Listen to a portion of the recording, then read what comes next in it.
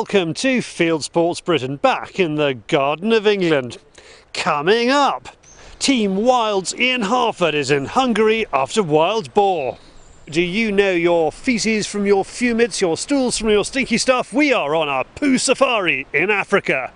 It's the Browning Owners Club Day at the Oxford Gun Company. A bun fight for anyone with a Browning. First, we've got a team of video YouTube gamers to drop their imaginary Kalashnikovs and pick up proper Browning shotguns and a 243. The closest millions of people get to pulling a trigger is in the virtual world, playing games like this and hearing the strangled cries of their dying victims in 7.1 surround sound. These guys behind the controls are talented, but do they have the hand-eye coordination to be among the best shots when thrown into the real world?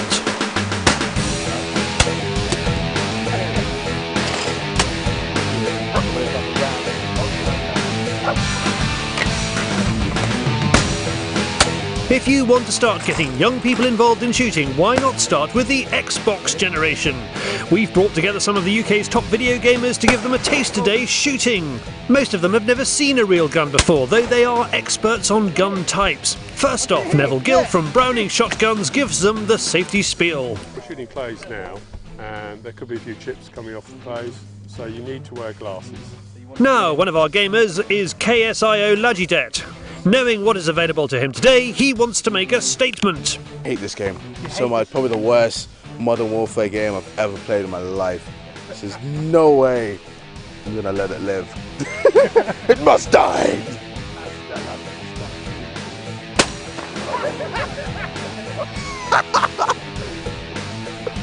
Wow, I'm very happy right now. Meeting these guys is fascinating, and although there's not much that a teenager who talks about his sex life while playing Modern Warfare 2 has in common with Crowman, we are crossing communities here. We are building bridges. We know the gamers have never shot before, but have our lot ever played computer games? Unlike some of the people here, I did actually grow up playing computer games, Charlie. And that you don't feel embarrassed about that? That's not a bad thing? No, I don't think so. I don't think so. You know, I haven't built a career out of it, but you know. I think my skill base with computer games went about as far as Atari, and then I started shooting stuff, so that was about it, I'm afraid. I've done a lot of Angry Birds. I have to say I'm quite proud of the fact I've probably got more computing skills than any of the other shooters, because I actually program Android phones. I actually program Android phones to do what? Exactly. I can't tell you, it's commercially sensitive. The enthusiasm of these guys is infectious. They are willing to give everything their best shot. Mr. Black Ops is determined to get 3 out of 3 on the clays. Yeah, that's good. Good as gaming? Better. I always said that I'd do this every single week if I could. I'd drop gaming and do this. I'm not even joking. I just love this, and it's my second time ever, and this is great. At this point, Crowman takes control, and suddenly the gun looks like it just belongs. He knocks 20 birds out of the sky in a row, and even has a sweat on. Maybe he is human after all. So how are the guys shaping up? They've all actually got a gun, and they've shot something, and they've gone, this needs some skill. And I think they will have a real positive spin on it. And it's just been great. Now, these are not ordinary video gamers. All these guys have their own YouTube channels, and the number of viewers they record is staggering. Between them, their monthly views beat the 1977 Morecambe and Wise Christmas show, which is widely held to be one of Britain's biggest ever TV audiences. What they do is show their films they have recorded from video games and commentate or talk about their lives. So here's a challenge. KSIO Lajidet is going to commentate on Fear Crads shooting air guns. Now we have Fear Crads here with a sniper rifle. Can he get the target? Oh my god, he's aiming. Can he do it? He needs to breathe in. Hopefully this isn't distracting. This surely isn't distracting, Fear Crads. I think with my style of commentary, I talk about the gameplay, and then I also try and, like I always say, to take things from like the news and just hot topics, and I just implement it into the video just to make it more entertaining and more easy to relate to. So like someone who isn't into football would just be like, oh, you know, this is actually pretty good, this is actually pretty funny, rather than someone just looking at it and just go, I'm not interested. It's just talking about football. So I try, relate to as many people as I can. And I think that's what's helped my success, I guess. Yeah. Being the wrong side of 40, I need to find out why they are so cool and I am so differently cool. All right, not cool.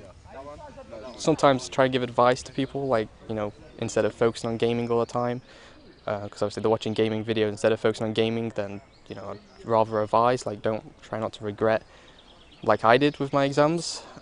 Sometimes try and give advice to younger kids, because like obviously some people look up to you in that sense, but it's kind of a weird situation to be in. I never thought I'd be in it, to be fair. You are basically a sort of YouTube video gaming rock star. I wouldn't go as far to say rock star, but I mean, I never thought it would get to like the stage that it's at now, and it's nice. Like, you get to meet people through it, and it's a nice community being formed, and it's kind of cool that people subscribe to you to look at your content and enjoy it enough to continue watching it. It's a really nice feeling. And just talk me through what your videos are like. My videos are Call of Duty gameplays, and then I'll choose a topic. It might be something just pulled out from the news, a bizarre story, or perhaps something that's happened from my own life, and replicating it out to people to watch, I guess. So let's just get this right. Call of Duty is a bang game. Yes. And so they see that as the kind of visual image, and then you talking about your life over the back of it. Yeah, that's basically it. I mean, I have done videos where I've like shown my face and stuff like that. I mean, I've done the occasional challenge, stuff like the milk challenge, where you've got to consume like a gallon of milk in an hour, and your stomach can't capacitate it, so it goes all over. It comes straight back up again, and yeah. So people seem to love that sort of stuff, and but mainly focused to gameplay and commentary. So yeah. So you're saying if we want to make shooting really popular, we need to drink a gallon of milk? Gallon of milk, or I had a Scotch bonnet chili. That was a chili challenge, and a cinnamon challenge. You got a tablespoon of cinnamon without any like water and stuff, and it burns. Yeah, yeah. It's good fun though. Really awesome. Okay, well we'll try that with shooting, see if it takes off. Yeah. Could you do more of this? Yeah, I'll do this all day long. I've had a mad experience. I'm chuffed. I can say I've actually shot guns now, not just on Call of Duty, and so I'm actually happy. Yes, I love this. You're going to see a lot more streets on the Fieldsports channel now. Thank you very much for that. I'm chuffed, all right? Now, we wouldn't have been able to put this on for the gamers without some help from all our favourite people. Thanks to Neville for lending us some lovely brownings, and David Levermore from Abbey Shooting at the Kent Showground at Detling. He's generously offered his time in exchange for magic beans and the promise of some of Mark's cooking. Do you see this lot, the video gamers, doing their video games in the evening, and then actually in the daytime coming out and having a bang with the clay? Yes, one or two of them I can see, because one or two of them, the gun, the recoil, the actual live element of it, they find really a turn on, where others don't. Their turn on is to sit in a darkened room for 6 hours, and that's them turned on. But no, I can see one or two of a group like this having another go and then settling down and maybe take it up as a hobby. Like Fieldsports Channel, all these guys are represented on YouTube by an outfit called Base 79. The company describes these guys as talent, and they are talented. Can millions and millions of people across the globe be wrong? We call these guys social talent, and they're a really important part of the kind of future of YouTube and audiences and enjoyment and entertainment. I haven't watched TV apart from maybe Britain's Got Talent and X Factor in about 2 years. I'm being serious. Like, I don't even watch cartoons on TV like The Simpsons. I come on YouTube and I've got certain shows that I subscribe to, like the news shows being Sourcefed and Philly D, and then all of the Call of Duty stuff and some other stuff. As well as giving these gamers a flavour of what it's like to go shooting, we want to give them a taste of the countryside. So, game chef Mark Gilchrist has brought together some tasty morsels. Well, I've got some game pie. I will do some rabbit and tomato pasta. And all the stuff I've got here is from farmers that rely on me to shoot their rabbits. We had thought that rabbity pasta would be a big test, but it's thumbs up all round. It's good that people who haven't tried it have probably got an idea that they're not going to like it, tried it and enjoyed it. Speaks volume for game. Well, later in the programme, the guys are going to be pulling on one unusual skin and pulling off another. Now it's David on the Fieldsports Channel News Stump.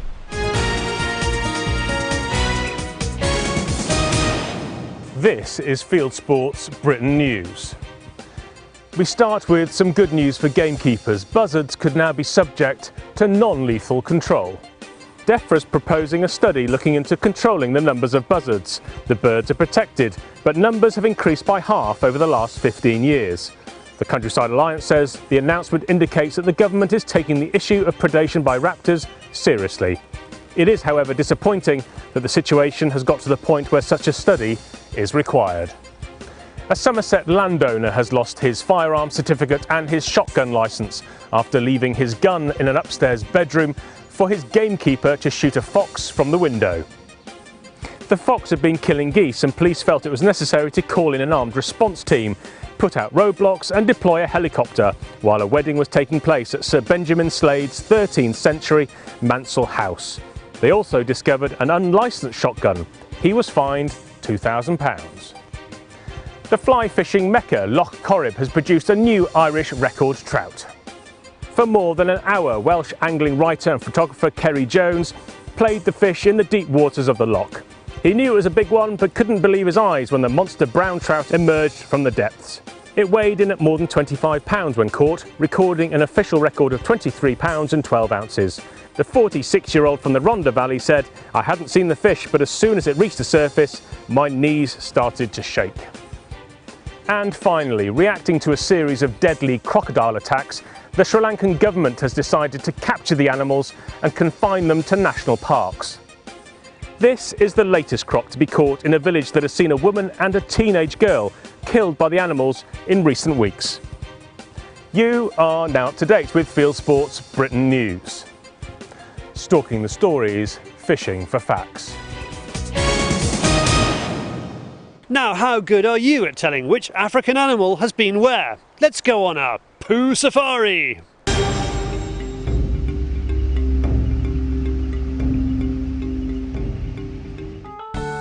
There's no funny business here. Doo-doos are as useful as a tom-tom when it comes to tracking down your game through the A and B roads of the African bush. Size distribution, hard or soft, we want to have the tools to read those stools. Offering us his tracking expertise is Mark Hillerman, manager at the Blaza Safari Ranch in Namibia. Right, this is from an oryx. You can see there's still a bit of moisture. If I open it up, you can see the moisture in here and the greenish color, which is a sign that it's relatively fresh. Obviously it's had the morning sun on it over here. You can see it's formed sort of a layer, a crust. I'm guessing, difficult to say, 3 hours, and it is oryx. By looking at the size of the droppings as well as the size of the tracks here, it doesn't look like a very big animal, so it wouldn't really be worth following this animal if we were going to look for a trophy. This looks like a young warthog has defecated here. You can see the moisture in here still, meaning that this piglet hasn't been here long. I'm guessing, again, you can see when I turned it around, a crust has been formed on the outer side. The inside is still very moist, meaning it's from early this morning. We've got impala droppings here. Often you find impala herds, they sort of make a toilet. They always use the same area. So when they do come in, we're close to a waterhole now, when they do come in, they tend to defecate on this one spot. Then they drink water and then they leave again. It doesn't mean that they only use this spot. They've probably got 5 or 6 different spots just like this. And once they come past there, you will always find 1 or 2 animals that will defecate here. You can see this giraffe track here. And this is where a giraffe has urinated. You can also see that it's splashed all over. Giraffe being very tall animals, obviously when the urine hits the ground it splashes, and that's what's happened here. You'll see with when they defecate too, you will have their droppings spread all along where they've been walking, because they don't necessarily stand still when they do it. Often they walk, so you have the droppings spread over a long, sort of like a long row of it. And that's a telltale sign that it's giraffe. This is from a blue wildebeest. You can see the difference between this. It's sort of a clump of droppings stuck together compared to his cousin, the black wildebeest. By the size of it, again, we're probably looking at a mature bull, but this is very old, probably can be 2-3 weeks old, so he hasn't been around the area for a while. So there you are, all you ever needed to know about African poo but were afraid to ask. Now let's go to the pro hunter end of the shooting industry. Team Wild's Ian Harford is in Hungary after wild boar.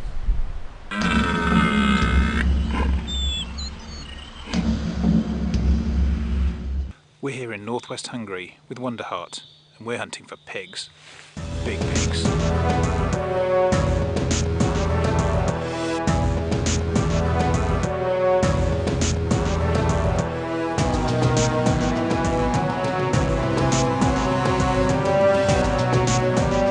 This is a forest bursting with game, and I need to find me some boar.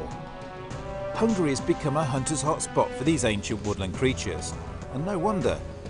Their size and speed is legendary, and so is their temper when things don't go quite according to plan. Looking after me on this trip are Zoltan and Tom. Zoltan is a hunting legend and one of Hungary's most respected big game hunters. Tom is one of Zoltan's star pupils and created Wonderheart to bring hunters from across the globe to Hungary's hunting paradise. Just driving around gives us a sense of what's in store, and I can't wait to start looking for a big kyler. We've seen a huge tusker. He's just down in a plantation below us, an ash plantation. Now he's got a bit of funny jaw. One of his tusks is broken on one side, which has allowed the other one to grow quite long, the bottom one. So our guide Zoltan's just going to go and check him out. The wind was against us, so we're going to try and come around the bottom and then push up, come from downwind of him. Let's go and have a look. The wind is going to be a problem this evening. As we head towards the thick cover of the plantation, we hear our boar, who either has tusk ache or thinks we're a little too close for comfort. He's standing in the ash because it's a good cover. Yeah. And if probably we cross the ash plantation when we pass him and turn back against the wind. And then go against the wind. Because he heard us and smelt us. Yeah, smelt us. Because he made a bit of a grunting noise into the ash. So he's a grumpy old boy. Yeah, would be. He's got a broken tooth. Yeah.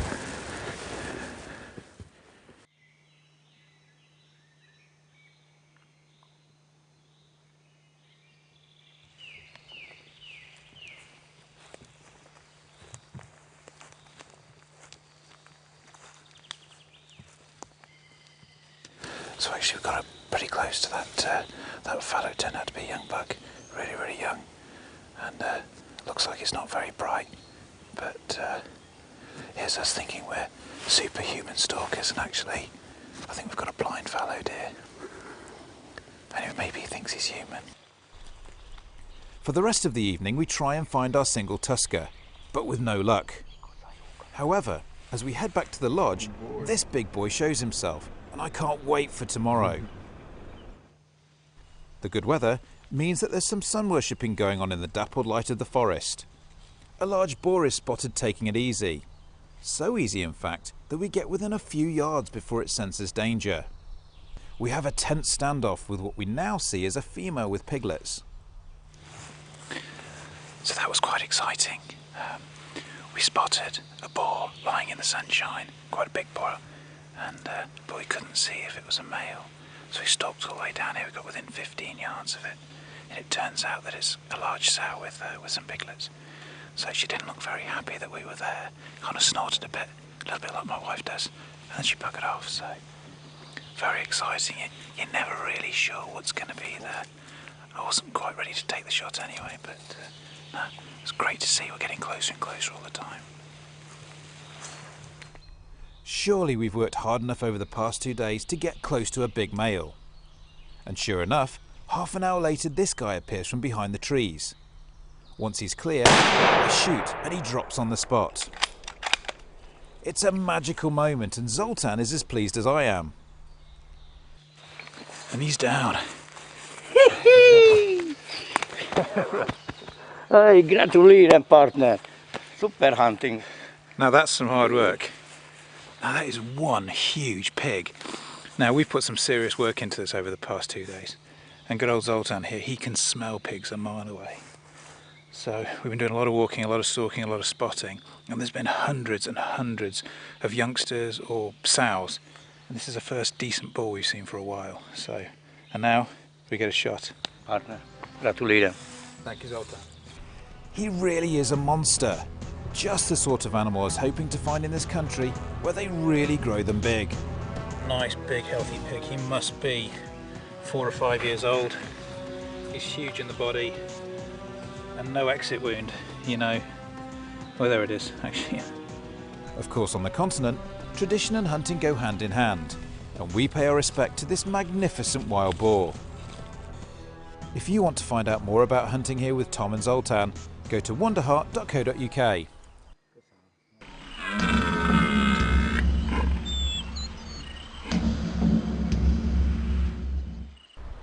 Now it's off to the Oxford Gun Company for one of the great annual events in the shooting calendar, the Browning Owners Club Day. If it's May, it must be the Browning Owners Club annual shoot. They have gathered here from across the UK to celebrate one of the things they love about shooting, their shotguns. What's the point of selling shotguns to people who already own Browning shotguns? Well, they're our most loyal customers, so we tend to find that once they've bought one, it becomes addictive and they buy another one, and maybe even another one and a rifle. So they're we're preaching to the converted. This is your Browning Owners Club Day today. Yes. And these are real enthusiasts, aren't they? They are enthusiasts, and we've got the weather for it as well. So these guys would come if it was raining or if it was on a glorious day like this. They're big Browning fans. They join the club. They come to days like this, which are exclusive for the club members. And it's just one of the benefits of being a Browning Owners Club member. There are some famous faces here too. Mickey Rouse is one of the best shots in the country with a string of titles to his name. Browning Owners Club, what's the point of a day like today? Oh, well, it is for the Browning owners. It's like people that brought Brownings and Rukas. It's a good thing from the gun makers themselves to give a bit of advertising and a bit of a thank you for using their guns. And I mean, obviously with the cartridges as well, they're doing a good job. And what are Browning owners like as a rule? Are they good lot? Well, they're all nice people like me. Well, we've been involved with another shooting show on YouTube. It's called The Shooting Show, and you should be able to see a clip of it up there in the greenery above me. Click on it if you want to watch it. Next up, it's Hunting YouTube. It's Hunting YouTube, showing the best hunting, shooting and fishing videos that YouTube has to offer. Here is a fascinating film by Gel & Deer Services about testing transmitter darts on the Houghton estate in Norfolk. The transmitter darts can be picked up from up to 1.5 miles and can transmit for up to 93 hours.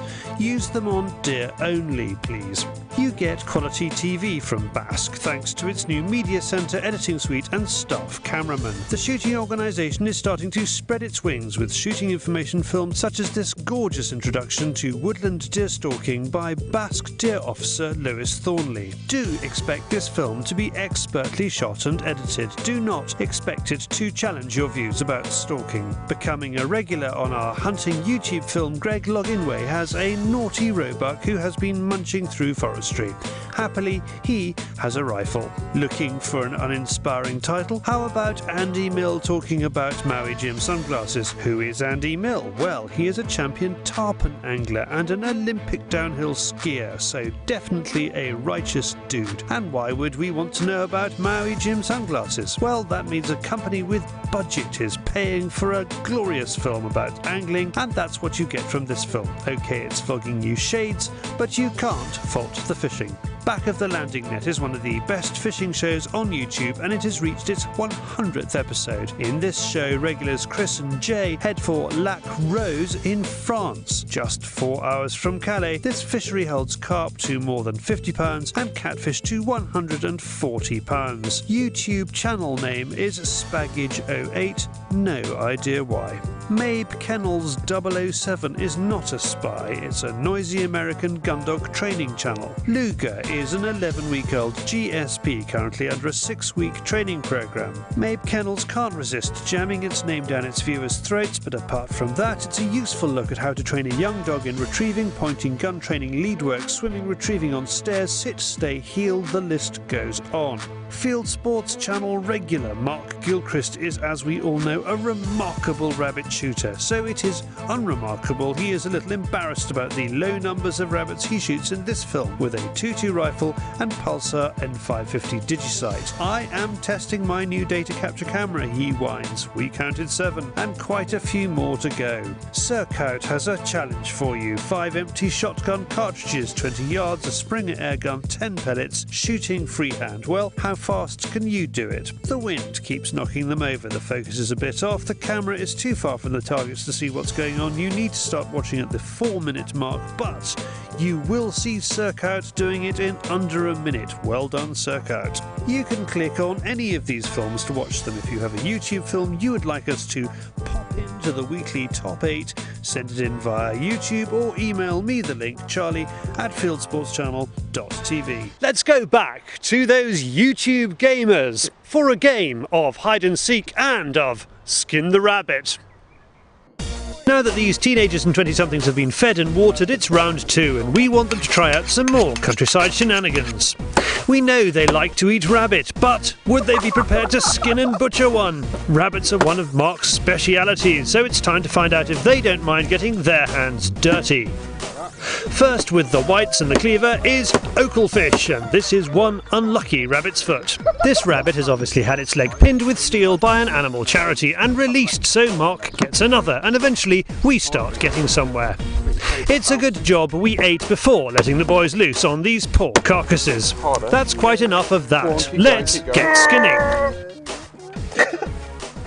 I reckon your problem is you don't have a skin-tight camouflage t-shirt on like me. Yeah, that's the problem. If you had this on, yeah, exactly, you'd just go. Next up to don the chef's jacket is KSI. When he's not a YouTube superstar, he likes to spend time whittling away at rabbit's legs.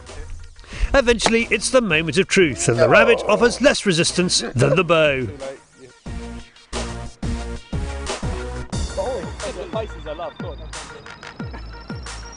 Having passed this latest challenge, we have some more fieldcraft to throw into the mix. Well, there's no pigeons around today for them to shoot, but we are going to play a game of grown-up hide and seek. We're going to get the guys to hide in this bit of woodland just here, in amongst the bluebells, in real tree camouflage clothing from Rivers West, and see whether Master of Fieldcraft Andy Crow can spot them.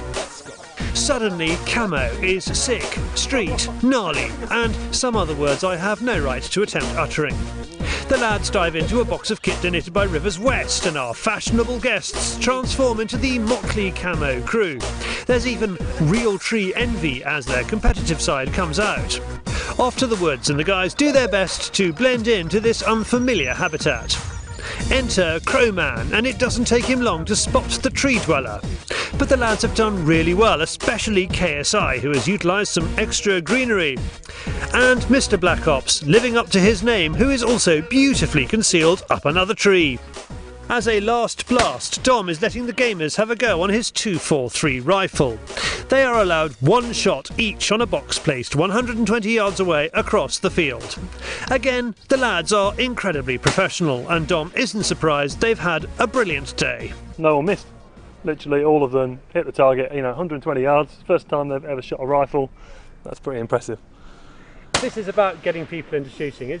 Is that important, or should we be keeping a closed shop and out of the sight of I think we've been doing that for far too long, Charlie. I mean, you know what it's like on local shoots. You turn up, the average age of the beaters is kind of in the 90s now, and without people like this getting involved, we don't have a future. When I'm your age, I won't have anyone to write a magazine for. So it is absolutely essential. And the great thing is, they love it. I've never had a youngster come and try shooting and not enjoy it. They've tried all sorts of different stuff, the bows, the air rifles, and they've had a thoroughly good day. If we can get the news out there and let people try it, we're on to a winner. We have to be. What a success it's all been. We have made some bangs and some friends, but would these kids from the other side of the YouTube playground come and play with us again? Yeah, definitely, 100%. Well, we have got some good news for them because the Oxford Gun Company has given them a day's shooting each worth £150. That's a lesson for novices if you want to take that up. And next week is National Shooting Week. Starting on the 2nd of June for a whole week, you can go to a range of playgrounds around the country and try out shooting if you've never tried it before. Now, crucial question, you hairy lot on the end there, would you do computer games again? Especially if I can beat Crow. Especially if I can beat Crow. There's no competition, is there? Well, we are back next week, and if you want to subscribe to us on YouTube, you click on the speech bubble that's appearing around about there, or sometimes it's there, or maybe around the screen on the outside, or go to our shows page, which is www.youtube.com/show/Fieldsports Britain, or you can go to our website, fieldsportschannel.tv, where you can click to like us on Facebook, or follow us on Twitter, or the other way around, or scroll down to the bottom where you'll find a constant contact box, pop your email address into that, and we will constantly contact you. This has been Fieldsports Britain, getting new people into shooting.